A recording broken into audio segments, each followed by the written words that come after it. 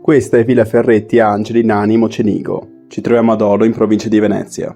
La villa è stata progettata nel 1596 da Vincenzo Scamozzi per il ramo veneziano dei nobili Ferretti di Vicenza, completata nel 1600. L'impostazione segue quella della maggior parte delle ville venete, il corpo centrale affiancato da due ali laterali disposte simmetricamente. L'esempio più vicino può essere Villa Barbaro a Maser, progettata da Andrea Palladio, maestro di Vincenzo Scamozzi. Il progetto originale, che prevedeva anche un giardino all'italiana, è stato però modificato negli anni, con l'aggiunta di altri edifici. La villa nei secoli è stata di proprietà delle famiglie Rigoni ed Angeli. Nell'Ottocento viene ceduta alla famiglia Nani Mocenigo. Famiglia importantissima in Mocenigo, tra le più importanti del patriziato veneziano. Ben 7 dogi portano questo cognome. Alcuni membri trovano ancora sepoltura nella cappella privata della villa. Nel 1961 viene acquistata dalla SIC Edison del gruppo Monte Edison.